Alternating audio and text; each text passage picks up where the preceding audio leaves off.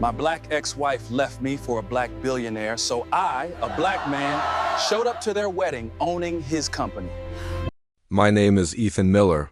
3 years ago, I was just a programmer with big dreams, drowning in code and mortgage payments. My small apartment was my whole world, filled with computer parts and the hope of a breakthrough. I had a wife, Lavra, who I adored. I thought we were building a life together, brick by brick. One evening, I was deep in the final stages of a software platform I knew would change everything for us. I barely looked up when she said, "Ethan, we need to talk." I asked for a few more minutes. She insisted.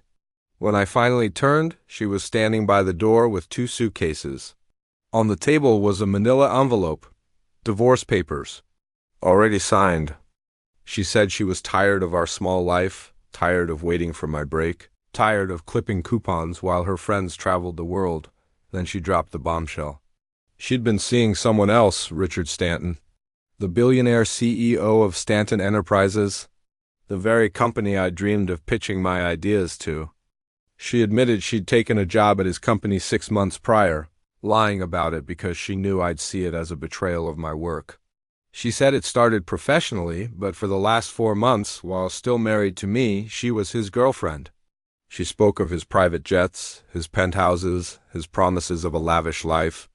She looked at me not like her husband, but like a burden she was finally shedding. Then came the final twist of the knife.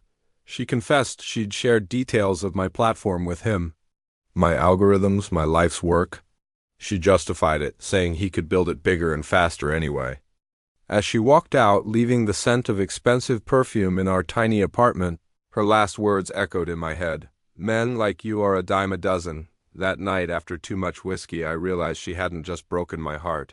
She'd sabotaged my future. If Stanton Enterprises launched a similar platform first, I'd be ruined. Fueled by a mix of heartbreak and pure rage, I called my friend Marcus, an IP lawyer. He told me to document everything and, most importantly, to beat them to market. I locked myself away and coded like a man possessed. 4 days later, a breakthrough. And right on cue, a courier delivered a letter from Stanton Enterprises. Inside was a check for $50,000, a payoff. A warning, a declaration of dominance. I tore it to pieces. The next morning, I walked into the office of James Wright, a legendary tech investor, and gave the pitch of my life. He threw a massive dataset at my platform. It processed it in minutes, revealing insights no one had ever seen. James was sold. He gave me $2 million in seed funding. Miller Analytics was born.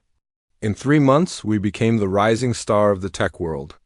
I assembled a brilliant team and transformed myself from a scruffy programmer into a CEO. 6 months after Lavra left, Miller Analytics launched at TechCrunch Disrupt to a standing ovation. Investors lined up and major clients signed on. The industry started comparing us to Stanton Enterprises, and for the first time, they weren't looking so untouchable. Then came the moment I'd been waiting for. I was invited to speak at the Tech Innovation Summit. My slot was right before Richard Stanton. As I took the stage, I saw Lavra in the crowd, standing beside him, her face a mask of shock. After my presentation, Richard approached, extending a hand, not recognizing me. "I'm Ethan Miller," I said. "Laura's ex-husband." The blood drained from his face. His presentation that followed was uninspired, and everyone knew it. The rivalry became public. Stanton Enterprises sued me for IP theft. We countersued, revealing Lavra had leaked my work. The press had a field day, and Stanton's reputation nosedived. Then I received an invitation to their wedding. A handwritten note from Lavra read, "Come see what real success looks like." That was her final mistake. Over the next few weeks, I quietly bought up Stanton Enterprises stock through shell companies. I learned their vulnerabilities. They were over-leveraged and poorly led. A week before the wedding, I launched a hostile takeover. The wedding day was a spectacle at the Plaza Hotel. White orchids, marble floors, a string quartet. Lavra looked stunning. Richard looked smug.